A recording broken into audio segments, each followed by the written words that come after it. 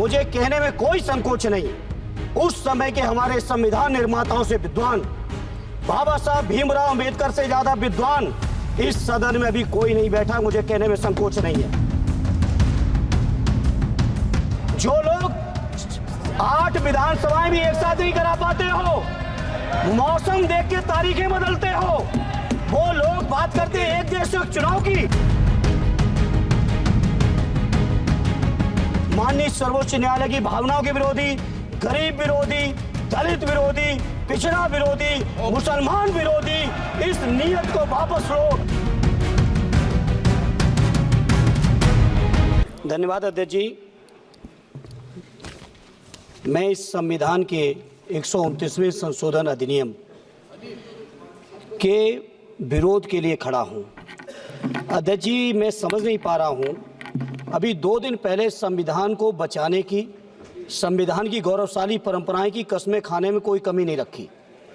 2 ही दिन के अंदर संविधान की जो हमारी मूल भावना है, 2 ही दिन के अंदर संविधान का जो हमारा बेसिक स्ट्रक्चर है, 2 ही दिन के अंदर संविधान का जो हमारा संघीय ढांचा है, उसको खत्म करने के लिए संविधान संशोधन बिल लाए हैं। मैं मनीष तिवारी जी से सहमत हूं और अपनी पार्टी और अपने नेता आदरणीय अखिलेश यादव जी की ओर से कहना चाहता हूं, ये बिल पूरे देश के जो अलग अलग भेष, भाषाएं, संस्कृति, क्षेत्र की जो मान्यताएं हैं, जो हमारे संविधान निर्माताओं ने बहुत सोच विचार के मंथन अध्ययन करके ये संघीय ढांचा तैयार किया था, राज्यों का गठन भी किया था, संस्कृति के हिसाब से, क्षेत्र के हिसाब से, भाषा के हिसाब से, परिस्थितियों और समय के हिसाब से। मैं नहीं समझता अध्यक्ष जी, मुझे कहने में कोई संकोच नहीं, उस समय के हमारे संविधान निर्माताओं से विद्वान, बाबा साहब भीमराव अंबेडकर से ज्यादा विद्वान इस सदन में अभी कोई नहीं बैठा। मुझे कहने में संकोच नहीं है।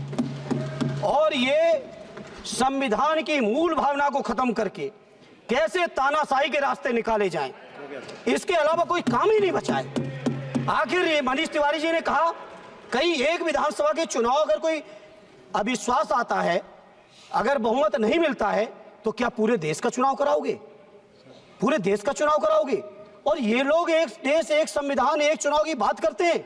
जो लोग 8 विधानसभाएं भी एक साथ नहीं करा पाते हो, मौसम देख के तारीखें बदलते हो, वो लोग बात करते हैं एक देश एक चुनाव की। इसलिए अध्यक्ष जी, मैं अपनी पार्टी की ओर से, अपने नेता आदरणीय अखिलेश यादव जी की ओर से इस बिल का पुरजोर विरोध करता हूं और आपके माध्यम से देश के जनमानस से कहना चाहता हूं, ये भारतीय जनता पार्टी के लोग तानाशाही लाने के नित नए रास्ते लाते हैं।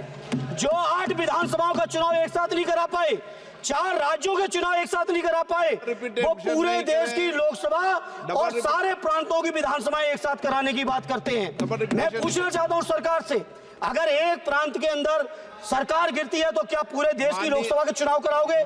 क्या अगर लोकसभा के चुनाव के चक्कर में उस प्रांत के लोग क्यों सफर करेंगे? अरे चर्चा कर लेना। अरे कुछ नहीं बचा है, कुछ नहीं बचा है आपके पास। अध्यक्ष जी, सदन को थोड़ा सा सिस्टम में लाएं।